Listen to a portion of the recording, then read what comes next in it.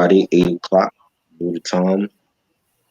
You know, classic album. Definitely want to talk about it. I ain't never talked about no time album, so definitely want to talk about that shit. Yeah, it's just this whole week, it's the anniversary of Prince's death, and instead of just talking Right. about one of his albums over again, I was like, you know what? Let me just talk about an affiliate album. True. Yeah,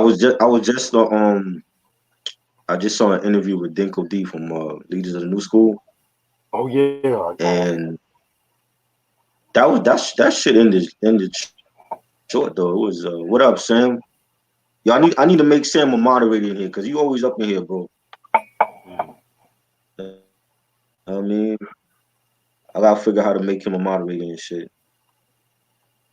That interview ended really early. Yo. It was like maybe 15 minutes, oh wow, and he talked about how he started and with the group, and he didn't. I had the sense that he was like holding back a lot of stuff that went on with the group. Like we know the whole beef with Buster and Charlie, and he didn't get into that really. He just said it was like there was like there was some Yo MTV rap performance that happened, and that's after that performance they split up.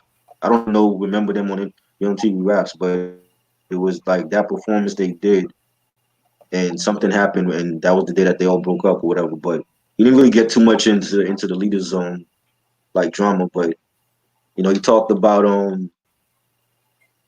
the first two albums, and then like when they Buster went. Is there any answer my question? So shout out to him because I'm glad he answered my question. And he said he's working on some EPs. He got an EP coming out with J Roby from Tribe, oh shit, and he has another EP coming out that he did in Russia with some producer guy. And then like he talked a little about Rumpelstiltskins because he was like I think like that was his group, right? I think that was his group. I believe so. And yeah, he talked to like they all grew up together. Like they still keep in contact or whatever. One of them is like out in Kentucky or something. And what was the other thing he said? Yeah, he just said like he just been working on music or whatever. But that was a short interview. It wasn't long like the other ones. And I wasn't planning on doing this Grand Puba review till like later this year. But I was like, I gotta put respect on Puba now because I know we talked about this last year when it came to like the brand Nubian solo albums. But Dante Ross, for whatever reason, he feels like Puba was lazy, and he didn't want to put in the effort with this album. And I totally disagree. I think that's the Crazy. piece, but get that. Plus, he don't like my name, so we'll get to that. But that's why I wanted to do it now, like, cause I was planning on doing like I wanted to do, what we talked about with the group albums and shit. But I said, you know what, I'm gonna save that till the first week of May. The next week we're gonna do the first Wu Tang. I'm doing Wu Tang Wednesdays again. I used to do this on my old channel before we started. So next week we'll do the first episode of Wu Tang Wednesdays.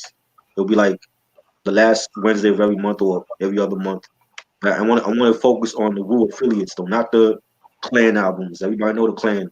I want to do like the artists that other people forgot about or they don't really know.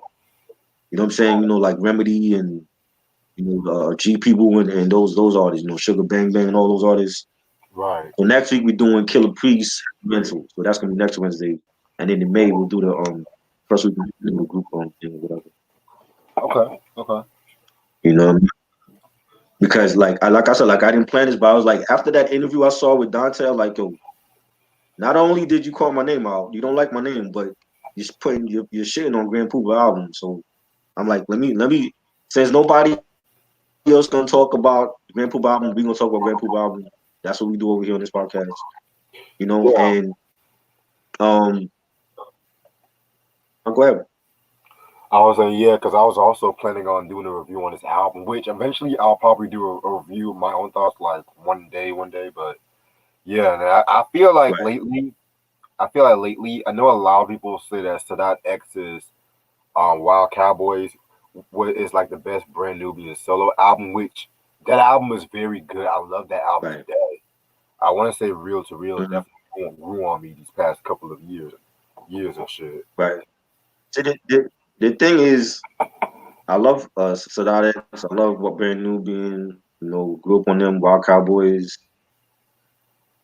But that's Sadat X only good album. Like his discography are good, and I've heard a lot of his albums. Even the sequel he did to Wild Cowboys. I think that came out like I want to say 2016, 2017. That That wasn't was a good follow up.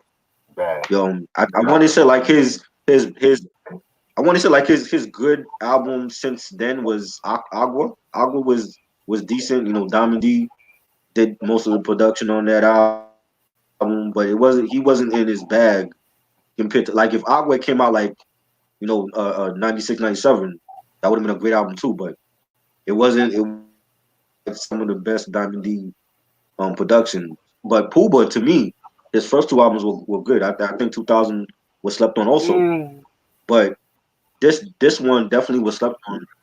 Huh? You don't like? I know you don't like 2000. it's not that I don't like 2000. I just feel a little bit over. Not, I just feel like there were certain songs I wished he would have done a lot more Right, braggadocio. I just felt like certain beats got wasted. right, It's I'm gonna have to do a review on it one day. right. 2000, I thought it was decent. It wasn't like the real joint, but I thought it was decent.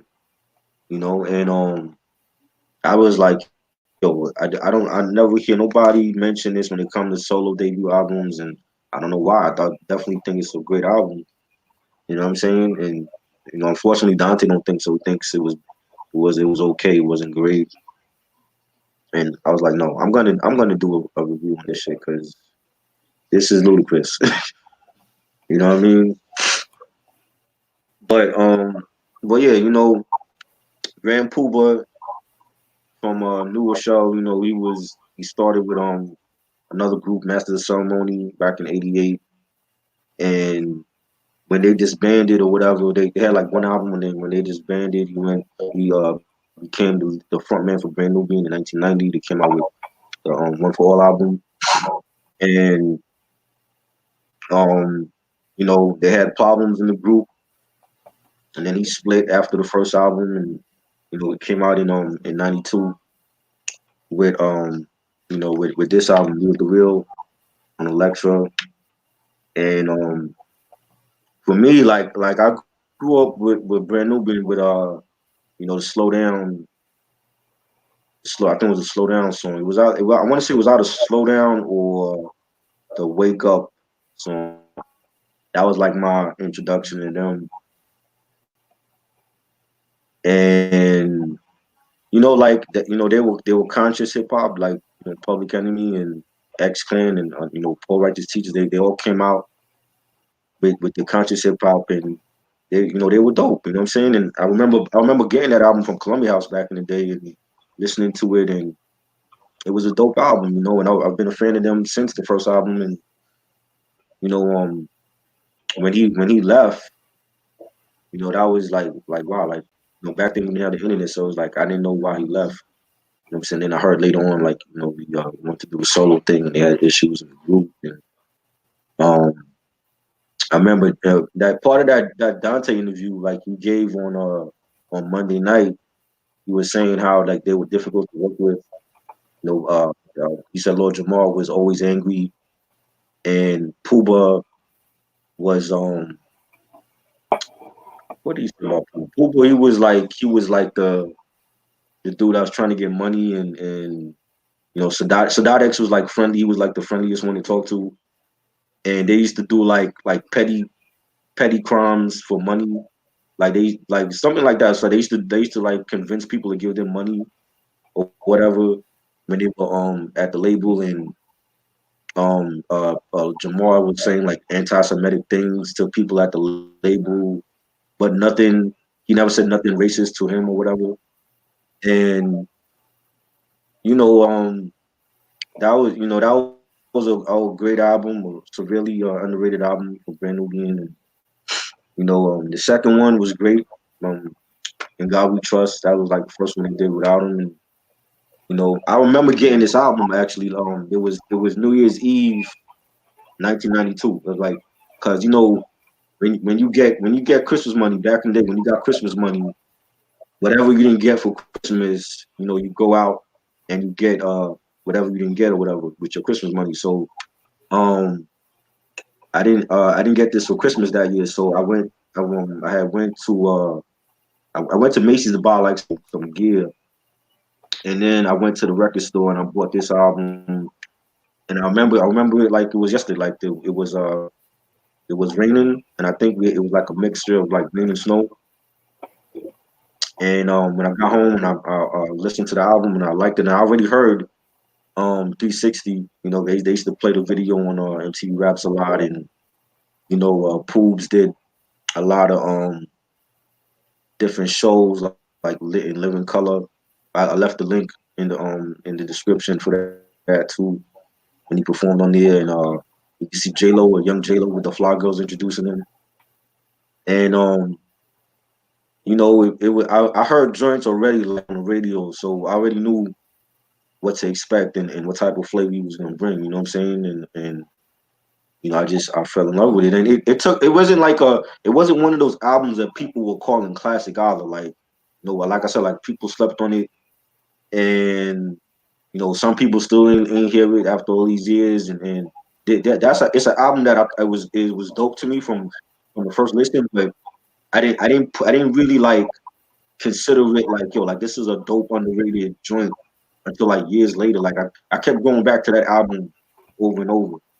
So that's what happened. Like I kept going to this album over and over. I'm like, yo, like this is really a dope album. And, he did the production mostly on his own, and he had Kid Capri on there, and Mary J were like the two collabs. And that's Mary J when she first started. Like that same year, I saw Mary. That was my first concert. It was the Uptown MCA tour. Saw Mary J for the first time ever on tour. When What's the 411 came out, and she performed all the big hits off of there, My Life and not My Life, Real Love and Reminisce and You Remind Me, and um that was then she jumped on this album, and I've heard people say that they feel like, well, we get to that, but um yeah, he from New Rochelle. That's like a part of Westchester County in New York, and it's part of Mount Vernon and Yonkers and Bronxville and White Plains, that whole area. And Harry D and the boys, they were from Mount Vernon, and P Rock and CO Smooth. My grandparents actually on my other side of the family, they used to live in New Rochelle before they had moved to Virginia.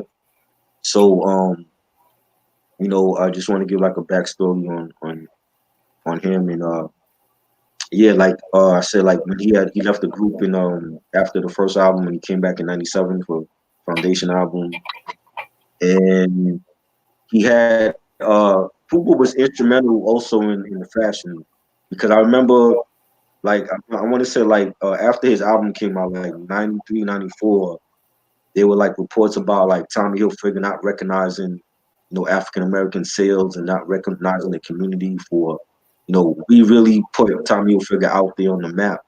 He was already dead by the white kids, but the African American community really put Tommy Hill out there in the forefront as far as like hip hop fashion, and many others, Jabode and Polo, and there's a whole bunch of other designers, Nautica. There's a whole bunch of other designers that we made hot because of our fashion sense, and the way that we wore their clothes. And he didn't recognize. I mean, that happened with Timberland also, with the Timberland boot company. They didn't recognize us as you know being responsible for their being popular, whatever, in the culture.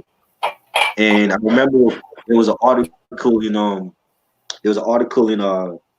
Daily News, the New York Daily News, back in the day, and I used to cut out those articles and just like make a collage out of everything. I don't have the collage anymore, but I remember like reading that article about the whole controversy with Tommy, and Grand Puba really was the one that to mention Tommy in the song, and really wore all his clothes and like videos like for Fat Joe Watch the Sound, Right. and for for even like the performances in Living Color performance.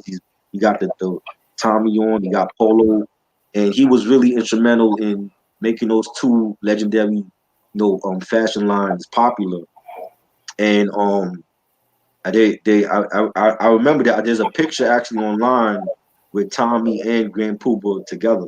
So after that, I think Tommy had to like really pay attention now and see like, yo, like the African American communities, they really blowing me up. It ain't the white kids. The white kids got the money, but we the ones that set the trends, and that's what happened. And I think that's what started, the the the hip hop, the connection with the fashion world and the hip hop community with, these big designers recognizing, you know, um the African American community, and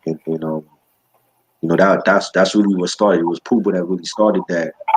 And you know, I feel like he's definitely an underrated MC, definitely slept on, and I definitely wanted to discuss this album because people either they don't know this album or they shit on it, or you know what I'm saying? I'm like, we gotta properly pay some respect on this album. So Reg, like, what was your introduction to like, Grand Nubian and Grand Poop? Um. Well, to me, I feel like my introduction to Brand Nubian, shit. What was that song? It was this one song I heard. Oh, Punk Jump Up to Get a Beat Down. That was pretty much like the first song I Right. kept hearing a lot when I was little and shit like that. But I think when it came to like Grand Puba as a solo artist, what really grabbed my attention was watching. I was on YouTube one day and I watched his performance of What's the 411 with Mary J. Blige on Yo TV Rap. Yes. Classic dope Remember performance, that. by the way.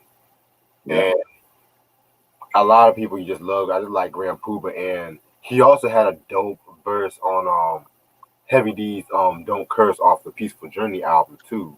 About that. Yes, I forgot about that. Very, very, very, very underrated album in my opinion. And Yes, definitely. Yeah, we discussed Heavy D's work already. I definitely love that album. yeah, but we need to discuss the album, like not just the word, because I have his first two so far. So Yeah, I'm down for that. for I'm what? down. I know that I want to get that album on CD. I had that on cassette, but I want to get it on CD. I know that album is out of print. Oh yeah, all of them are and shit. Yeah, I forgot he was on there. That's a great posse cut too. Oh yeah, very dope pasta. So yeah, so once I heard Real to Real and shit, one thing I just liked about this album, which I thought was very unique for '92, was how versatile it was. And one thing I never hear a lot of Right, people mention about Puba was the fact that Cat was versatile as fuck. He would dabble into like the hip hop and right, the reggae, the dance hall, and he had one, in my opinion, one of the tightest flows in hip hop history. In my opinion. definitely, But yeah, I'm gonna go into definitely. my I thoughts. agree. You said what? No, I definitely agree with you. What you're saying. Oh yeah, yeah. I'm gonna definitely go more You into my know, thoughts and shit like that. And one thing about right. Grandpa, which I forgot to mention and shit like that.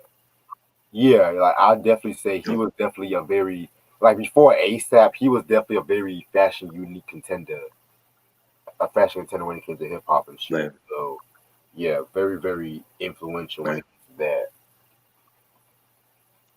Do you feel? Do you see as far as like fashion? Do you see a lot of Puba in ASAP?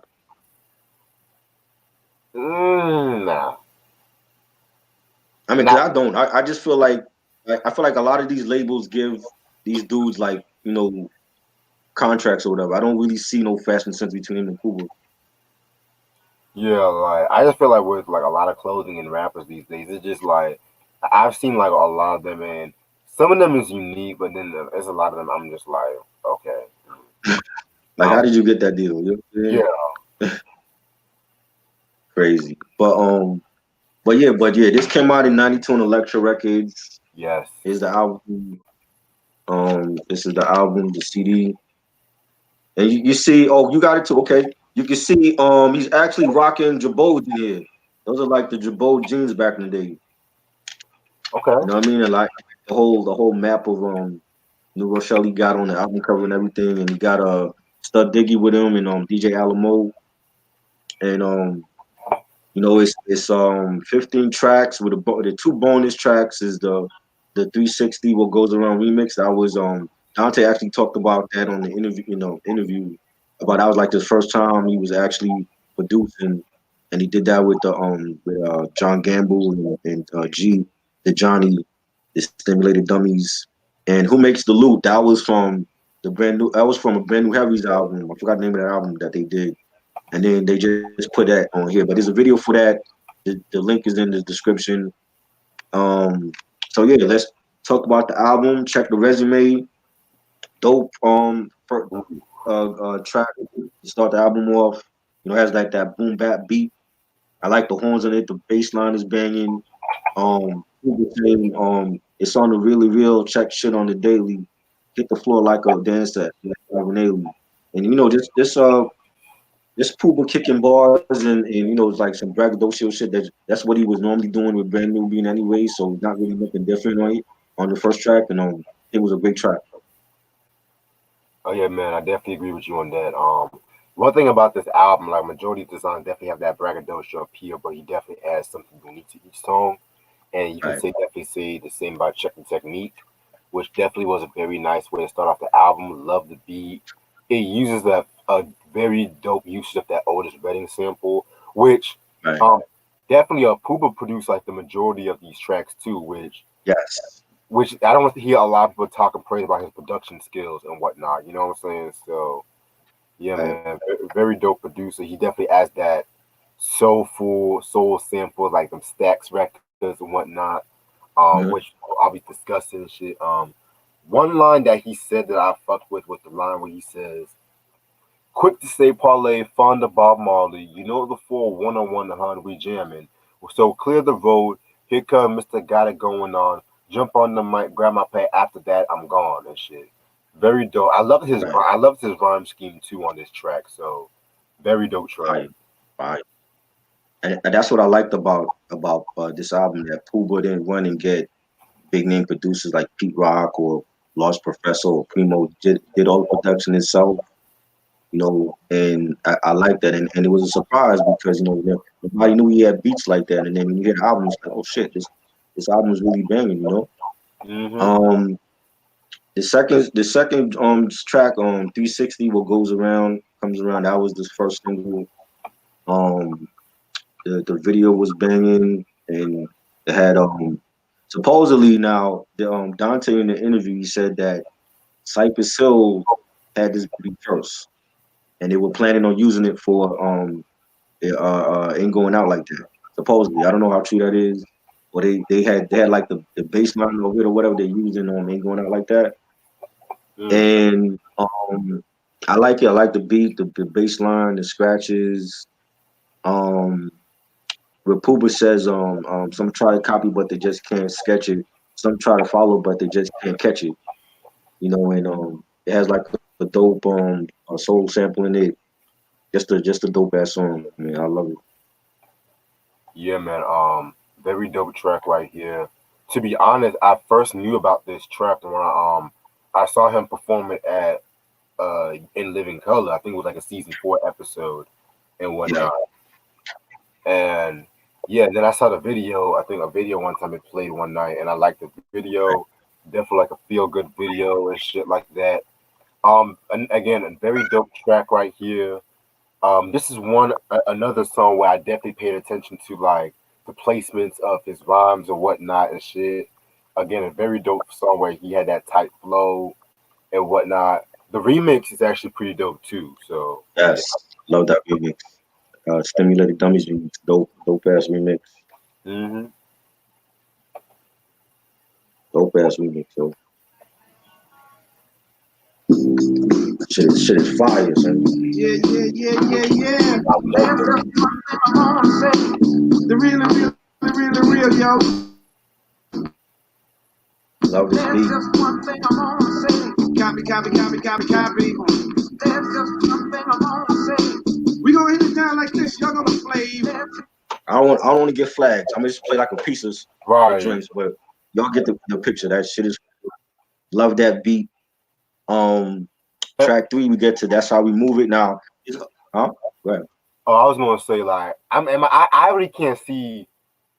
I mean, I can see Be Real on that maybe, cause Black Sunday definitely kind of had a little bit of them that soulful appeal, but that was just Puba all the Right. way. Like, I'm glad he You kept know, that. I don't know if it's the whole beat. They might have sampled just the bass line, but he said something referring to Cypress Hill had used this for Ain't Going Out Like That. Or they were planning to use it for Ain't Going Out Like That. Before Grand Puba got it. So I don't know how true that is. Yeah. Track 3, that's how we move it. There's a remix for this. I put it in the link description. There's a remix for this. I forgot the sample that they used though, but it's like a dope ass. It's a famous like 70s sample. And even though this wasn't a single, it's like a regular album cut, but there's a remix for this. And I like the beat, just a banging beat, like nice horn sample. And he says Puba saying this is the real how I wheel and deal. First number 1 draft pick like Big Shaquille O'Neal. So I like that, and giving a big shout out to Shaq and all that, and just a banging cut. Yeah, man. This is another solid track off his album. That beat is dope and shit like that. Um, I think I know the remix you're talking about, because I've heard it once when I was scrolling through YouTube one time and shit Right. like that. But if I see it, I'll send it to you and shit. So Yeah, I actually put it in the link description because I came upon it like when I was putting the links up, and I was like, oh shit, I never heard the remix before. So yeah, but it uses like a famous sample. Just it's the I forgot the name of it right now, but when you hear it, you know what I'm talking about. right, I definitely know. I think I know what you're talking about, but I gotta hear it for myself. And we got the track 4. This was the second single. Check it out, featuring Mary J. Blige, legendary singer. I love this song. I've never seen them perform this song live. I've seen him perform the song, but I've never seen him perform the song with her. It's always been what's the 4-on-1. But when the video came out, it was a different version. It's like a jazzier version for this song. That's also in the link description.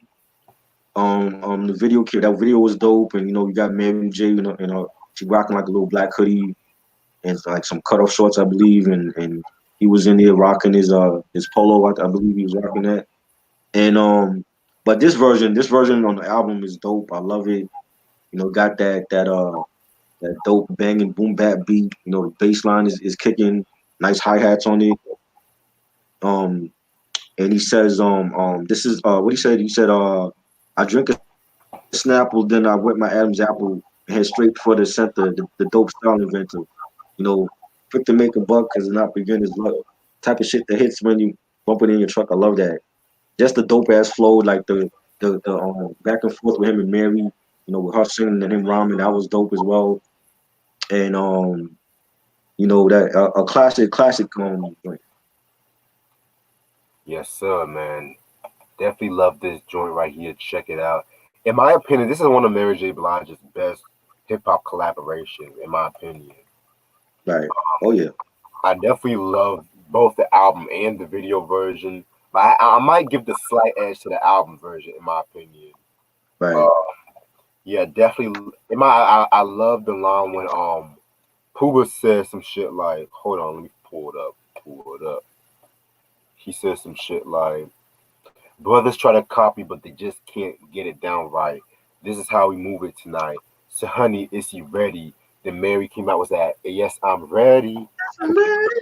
Yeah. Get the loot and let's be jetty." Um, of course, it uses those famous "impeach the president" drums. Everyone knows about that shit right there. Um, yeah, I love this fact. I just feel like Mary's harmonizing definitely made this track right here, in my opinion. Oh yeah. Definitely. Definitely. Flipping the I script, love this shit. page 1. Get the real McCoys in the house, the big kid. Fire. Calling all shots. So here's the resume for the day. Check it. It's time to turn the page. So check it out, y'all. Check it out. Check it out, y'all. Check it out. Check it out, y'all. Check it out. Check it out, y'all. Check it out. Here's some real tight shit. Grab Puba with your singer. Give thumbs up, cause I'm glad I can bring out. Honey, clear your throat. Yeah, the shit sounds dope. Here goes the skit. It's a kick around, sing to the beat shit. Fire drink. Love that shit. That's like my favorite track on the album. Like once I heard that, I was like, yo, like this and 360. That's it. That's like my favorite two tracks on here. Um, then we get to track 5, another favorite of mine. Big Kids Don't Play. That piano sample is retarded. I love that piano sample, and it has like a monotone, like it's like a monotone track. It's not really like too much drums on there. The piano sample carries the track, and I like the bass line as well. And he says what he says here goes the noise for the ghetto girls and boys. I don't what he said I strictly for my people, so come and get your jolly joys. And yeah, like it's the funky horns on there and pianos, and I love this track. Definitely a banging track, and Puba just with that braggadocio flow, definitely a classic track. Yeah, man, another classic track from this album right here. Um, hmm. It's definitely one of the more laid back tracks, just judging from that monotone beat. Yeah, Um, who produced that? Yeah, definitely Puba produced that shit. Dope beat by him and stuff yes, like that. I almost definitely it definitely is a beat I would see Gangstar like or Guru rap on like step in the arena era in my opinion. So definitely. Yeah, I agree. I agree. yeah, Definitely. very shit. Yes. Then we get to Honey Don't Front. That's track 6. And he basically, talking about, going to a chick crib and trying to beat, and she was fronting and she wanted to watch a move. She wanted to watch the George Foreman fight. This is back in the day when George Foreman was still fighting, and she wanted to watch the Foreman fight, and he was trying to get some skins from her, and she wasn't feeling it. And I like the beats, the dope boom bap beat, nice bass line and hi hats. And Puba says in round 1, round 2, and then the fight was through, and I was thinking of all the things that I can do. And yeah, like I said, like we've been there where you might go to a chick crib or a chick come over to your crib, and you trying to get some ass, and she's stunting and she complaining about she got a stomach ache or she on her period or some excuse to not take her clothes off. But I thought it was dope. I thought it was a dope song, and that's what Puba was known for. He was known for like kicking lyrics about the honeys, and if anybody that heard Mecca and the Soul Brother, there's a song on there with called Skins with Grand Puba and P-Rock and Seal Smooth, and they talked about the same thing, getting skins, and so this is like right up Puba's alley. So definitely thought it was a dope song. Yeah, a very, very, very, very, very dope track right here. I definitely agree with you a lot about what you said about this track. One of my favorite lines is when he said, she said HBO was booming, the former was about to fight. Cool, I'm down to see him drop a body. So I dipped the lights and it was me and this hottie. Round 1, round 2, and then the fight was through. I just like that fucking Right. metaphor and shit. Like, I just felt like that was like a slick Yeah. metaphor, talking about the fight Mm-hmm. and then all of a sudden him with his girl and shit like that. So very dope track right here. Right. And I'm a big boxing fan. Like I grew up on HBO boxing. Unfortunately, we don't have HBO boxing no more. But like I've seen a lot of like legendary fights with like Foreman and Mickey Ward and what's the other cat? Toro Gotti, rest in peace to him. And I grew up Roy Jones Jr. I grew up on a lot of HBO boxing, so I definitely could relate to what people talk about. Um, um we at track 7, lick shot, Ooh. and this was a dope song. Is real funky. Has like a funky James Brown type of sample, soul sample. Nice bass line. In the intro, you got Jimmy Walker, JJ from Good Times. Talking. I've heard that sample. I've heard that sample on a Kid and Play album. I believe it was Face the Nation. I think it was either track one or track two. I forgot the name of the track, but I believe that same sample was on the Kid and Play Face the Nation album. Oh And wow. yeah, because I remember the sample because sometimes they use the same sample. This sample was used before, but I believe it was Kid and Play. I might be wrong. I believe it was the Kid and Play third album.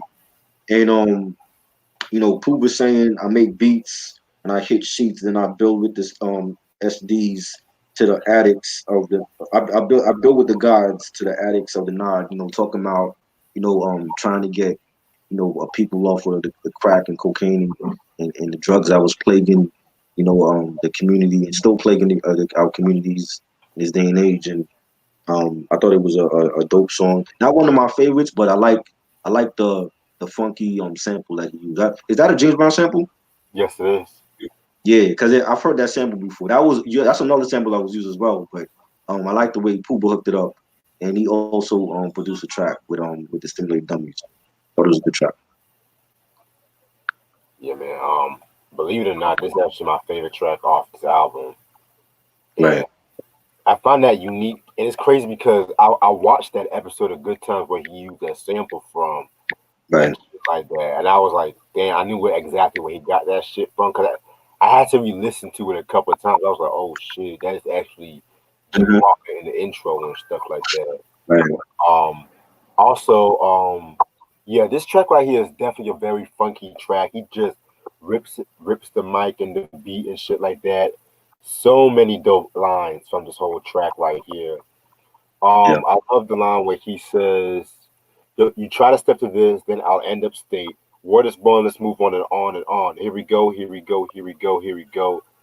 Big up to the Novel brothers and shit like that." And I just love the way he was flowing and those horns was coming in like da da da da mhm, and shit like that. Also, there's this other line where he said, "I keep my pants sagging. I'm never lollygagging. Niggas try to copy this, they're on the bandwagon. I shake my right. thing, I do all, I pull a hamstring." And it's like his fucking rhyme scheme. Oh my fucking god, was Hmm. impeccable on this track right here. Yeah, Yeah, yeah, definitely a very dope track. Very dope usage of the that James Brown sample too. right. Yeah, that sample was used. It was on. There's the first song on the Face the Nation album, Kid and Play, is called "All Right Y'all," and that's how that track started. Started with the same Jimmy Walker intro. I'm like, I knew I heard it before, but I was trying to remember where I heard it from. It was Kid and Play third album, Face the Nation. I think that came out in 91, 90, might have been 91, 92. That Yeah, was that was 91. like the last album, I believe. No? 91. 91, right. Yeah. And yeah, they had used that same Jimmy Walker intro as well. Track 8, we got You Know How It Goes. Um dope beat, real laid back. I like the finger snaps, the nice bass line. It has like they use another soul sample. Use another soul sample on this. Um it has like a it sounded like he was freestyling on this joint though. Like I like how his flow was on this, and he says, "I jump high like Jordan, flash like Gordon, bows the bows and shows is is probably what I'm sporting." So he was a big, like I said, he was a big Marquise Gerard Jabot fan.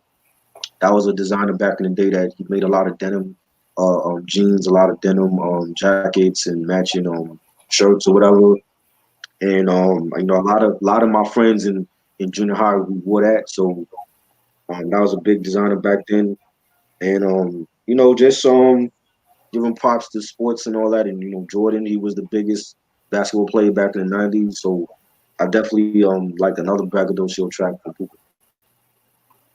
Yeah, man, I love this track right here. I love that sample of that. Baby, I'm so hard to handle. I love how he looped that shit. Right, Um, yeah, man, like a bit, like I said, very dope track right here. He was just kicking some real sexual braggadocio shit, doing his Cooper doing his thing as usual and right, stuff like that. I kind of like the fact that he pretty much gave a shout out to Alamo and Sadat and stuff right. like that and shit like that. And it's Mhm. kind of interesting too because during the whole breakup and stuff, Sadat made it clear that he did not really have any issues with Puba and stuff like Right. that. And so most of the issues basically came from Jamal and the label and whatnot. Mhm. So I figured that. Well, once Dante talked about how Jamal was always angry, I'm like, I figured that he was the problem with the group breaking up. You know what I'm saying? And Grand Puba stayed in contact with Sadat, and they end up they were doing. There's a song that they did for our soundtrack. I forgot the movie though, but that was like leading up into them coming back for the Foundation album in '97. yeah, man. Which Lord Jamal, I like Lord Jamal. I have no issue with him, but nigga always beefing Right. with somebody and shit like that. I'm sorry. Always Still doing starting. that. Jamal is a great voice that should be leading the culture right now. But I don't agree with everything he's saying, especially when it comes to white rappers wiping their feet on the rug of what we create. I don't agree with that, but I definitely think he is he's a good actor. I just saw him last night in an episode of For Life. He was one of the incarcerated cats in there, and he's a good actor. But I just feel like he uses his voice and his platform in the wrong way sometimes. Yeah, man. Imagine if him and Joe Budden went at it one day. Oh Lord, what could he say? I mean, he would definitely use Joe Budden's drug past against him. So you Mm. know, we know it. I've known it since the 2000s when Joe was coming out with the mixtape. So I mean, I met the guy and everything. He's a cool dude, but I don't necessarily agree with everything Jamal says. But he, like I said, like he should be using his voice for more righteous things than tearing down white rappers and all that. But that's a whole nother story. Yeah. um, yeah, Oh yeah, yeah. I remember I met him a couple years ago too and shit like that. When I saw him, they came to Durham one day and shit like that. right. My school homecoming and shit. No, I was talking about I met Joe Budden. Like when I used to promote for Def Jam, I had met him. Oh, I thought you I meant mean, and even back then, we knew about the whole drug problem. Like he was a foster kid when he was young, and he had been on every drug or whatever. But I'd never met Lord Jamal or anybody from Brand Nubian. But Joe Budden was cool when I met him. I had no issue with him.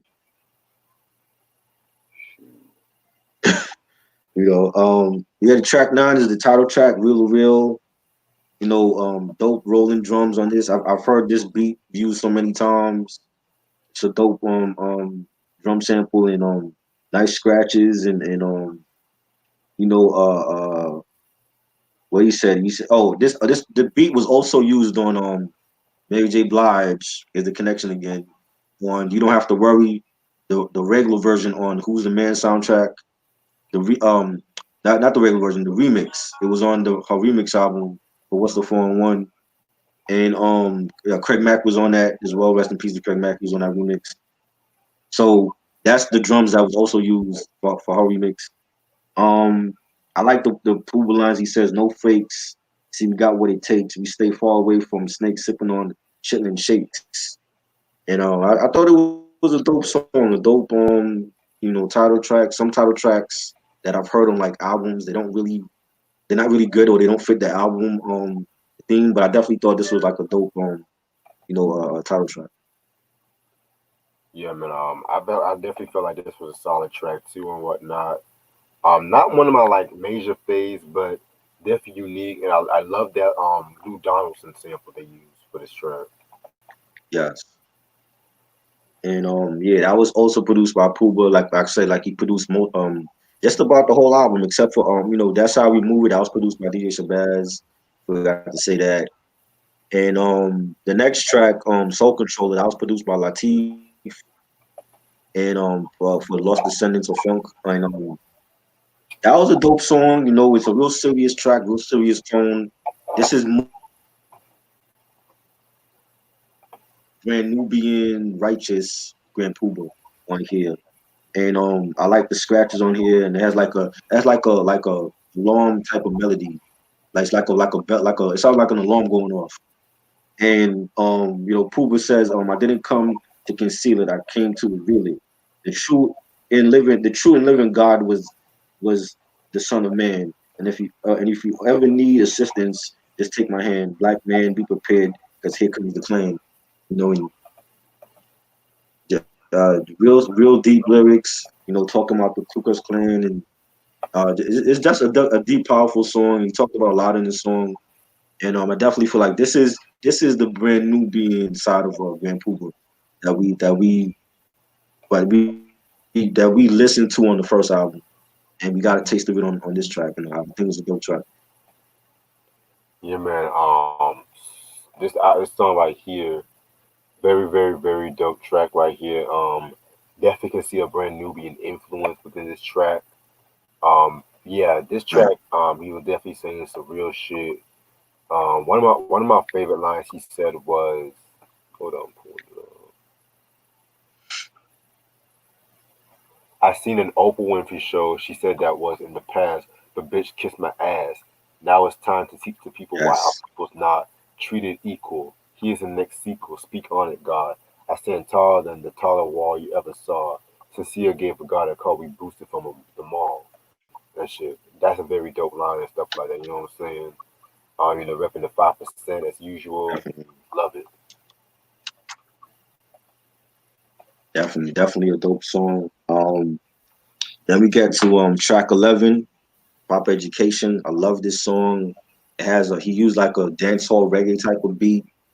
You know, I could picture like Bob Marley singing over this track. It's really a dope song, dope bass line, and a dope reggae beat.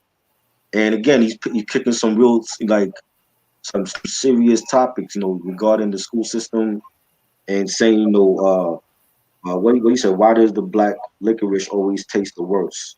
Why does the black jelly bean always taste the worst? Why do the bad guys always wear black? Why is it bad luck when you see a black cat? And just talking about, he talked about some the school stuff in the other verses, but just some real powerful stuff going on that song. I think it's dope. And I think it was dope that he actually like was able to like rhyme over like a reggae beat. I'm like, I didn't expect that from Puba, but that definitely was a dope song. It was one of my favorites on here. Yeah, this one's another dope song right here. Love the reggae direction he took with this track too. Um, yeah, Puba produced this one. Yeah, he was definitely on some. He was definitely on like what can I how can I put this? Definitely like questioning conspiracies and stuff like that. I love the line where Right. he says, "Now they gave restitution to the Japanese. You see, they gave restitution to the Jews. Now over 400 years of slavery, rape, and murder. But I guess there's no restitution for the coons. They want to use it as a Fire, tool, also as a slave in the land of the free and the home of the brave and shit like that." And that line is so fucking true. You know what I'm saying? fire joint. I want to play a piece of this shit so people hear what I'm talking about. Here comes the proper education. Shing, bitty, bitty, bitty, bong. Rude boy. Shing, bitty, bitty, bong. Fire. Here comes the rude boy. Proper education, education, proper education. Proper education, education, proper education. Now let me tell you folks just exactly what I mean. The way they try to lower the black and self-esteem. Put us in the schools and I call them into grades. When they teach us about ourselves, always learn that we. Fire joint, man. Love that beat. That beat is still knocking to this day. I mean, like this album came out like back in '92, and it's like 20 something years later. It's still fire. Um, then we got there's the second collab on here. Um, Back It Up. This is track 12 with Kid Capri, and that was produced by Kid Capri and Grand Puba together. And just a dope pass the mic type of vibe with this track. I love the beat, the hi hats on here, the like, piano sample. You know, I like the sample they use. They sample Q-Tip from the jazz. We got the jazz song from Low and Theory. I like Puba's verse. He says, "First things first." Um, here goes the opposite of worse. Slid out my mother's ass, looked at the nurse and kicked the verse. This ain't my man Harris joint, so shit here's a curse. For those that got stuck, or Koof means fuck. And I like Kid. Kid had some dope lines. He said, "Here's the kid. Never did a bid. Never hit skid. Check out the shit I did." Just some dope lines, and Puba did his thing, and Kid Capri, I think he held his own with Puba, even though he wasn't like known for his lyrics, but I thought it was like a dope joint. Yeah, man, love this shit right here, man. Definitely one of my favorites off this album too. Puba and Kid Capri doing their thing. I've heard that sample a lot. I know a lot of people know that sample from Jay Z and shit like that. So I was kind of surprised um, to hear that sample used on this track right here. I love the Right. line when he says, "This ain't my man. Heaven's doing some shit. Here's a curse for those who got stuck. Well, cuff means fuck and stuff like that. Responding to the don't curse track right here and stuff like that. Yeah, Because he he said cuff just to represent fuck and stuff like that. You know what I'm saying? So I right. definitely found that to be unique. Um, Very dope rhyme scheme, dope poop as usual. One of the best songs off this album. Definitely. And I think that Don't Curse Posse joint, that's a classic. That's a classic. Like for them to like all use the concept of not cursing in the rhyme, and you got Kane on there with G Rap and Tip and Peter CL and Puba, like that's a classic Posse. 'Cause I love that song. For real. I love that track too. Um, then we get to the last track before the two bonus joints. We get to Baby What's Your Name. This was another different joint. You got Puba singing on here, which he wasn't known for. It's real melodic, it's melodic and soulful at the same time, real playful, and he's like singing. He's on his drink shit, like he's singing about a chick or whatever. I liked it. It was okay. It wasn't one of my favorites, but again, it's like Puba was showing his versatility on all over this album, and I think it was definitely different for him. He definitely explored his artistry with this album, so I definitely like it for that. Yeah, man. This is another track. I believe it or not, is like one of my favorite tracks off this album.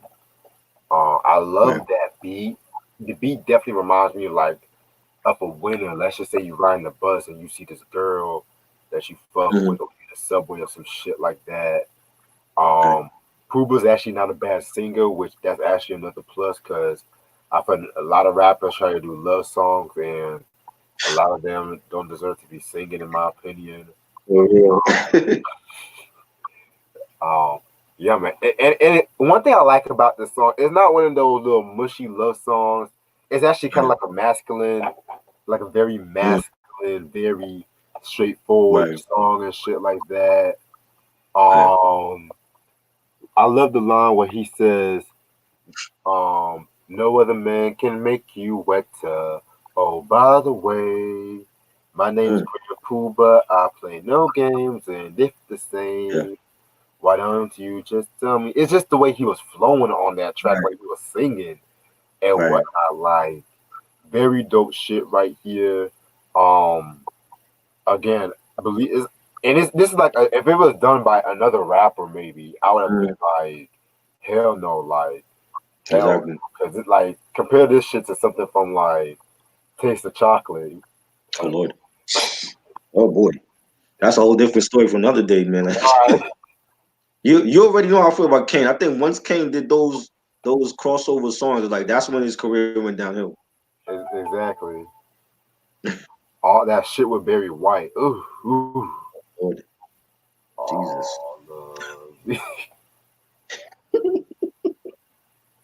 Oh, no.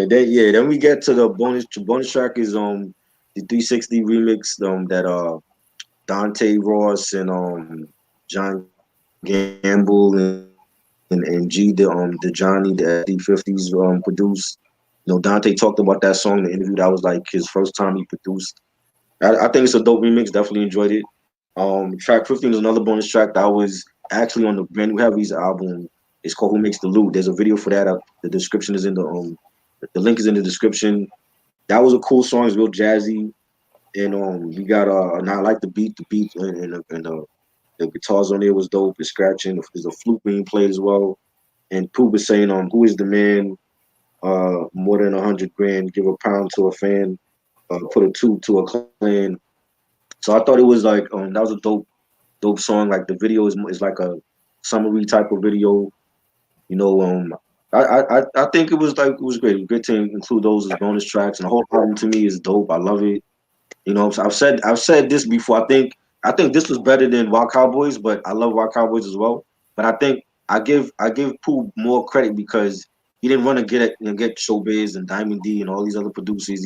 He stuck to producing himself, and he only had two collabs, and the major one is like Mary J. Blige when she first started out. She was already a star before she appeared on this album, and um I love it. I think it's great. Like there's no bad songs. I love all the songs in here. You know, check the resume and 360 and check it out. Big Kids Don't Play, Proper Education. Every song to me is banging. I think it's an underrated album, a slept on classic in my opinion, and I would definitely give it 5 points. Yeah, I definitely feel like this album is a very dope album. Very underrated and shit like that. One thing about this album is very known for its versatility and whatnot. It was very known, he was able to switch from the hip hop to R&B to the reggae without scratch and whatnot. Love this album. Definitely a five mic album or whatnot. Yeah, and it's not a classic album. And this album is out of print, so if you want it, hit up eBay and Craigslist and Discogs. Hopefully, they have it at a decent price. You know, um, I totally disagree with Dante saying that he feels like Puba was lazy and this album could have been his Midnight Marauders or whatever. But I definitely, if he was lazy, then imagine if he had it like his 100% in this album, it would have been right up there with what Illmatic or Doggy Style. You know what I mean? Mhm. So I don't believe that whole thing about Puba being lazy when it came to this album, and he feels like it was just okay. I think it's great, and get my name right, Dante. I know he didn't like my name when I asked him a fan question. Get my name right. I'm not changing it. I had this name since 2004, but I think it's a classic, and that's just how I feel. I think it's a classic. That's why I made it a point to include it into that solo list that we did a couple weeks ago. Cause I'm like, this is a slept on classic to me, and I feel like I still feel like that. So I love it. This was great to discuss, and like I said, like next week we're gonna do the first Wu-Tang episode on Wu-Tang Wednesdays. We're doing Killer Priest, Heavy Mental, so that's gonna be definitely great. I don't really see nobody talk about Killer Priest as well, so that's gonna be dope. You know, tomorrow we got is tomorrow or Friday. Friday we doing the Right. time on this channel. What time is it? And that's gonna be dope because I picked up that album last year, so definitely a dope time album. I can't wait to discuss that with Reg and Ashley. Shout out to Ashley. Shout out. You know, yep. This was good. Shout out to Sam. Always representing. I got to figure out how to make Sam a moderator on here. I know there's a way to do it, but I'm gonna figure that out. Make you a moderator as well as Eric. I ain't see Eric again tonight, but it's all good. Yeah, this is Mhm. a dope review. Yeah, definitely enjoyed this. Grand Puba, real. Anything else you want? Um, Not much. I'm actually about to finish up this paper and shit like that. All right. Oh yeah, you've been busy the whole day though. This is the hardest working man. Give this man his props, yo. You know what I'm saying? Regis, I've been saying it from day one. We got to get those T-shirts made, like hardest working man, because you're doing everything right now. You know what I'm saying? I don't know if people sit there and say, "Oh, he's whacking this and that." Y'all know what you're talking about. Y'all bugging.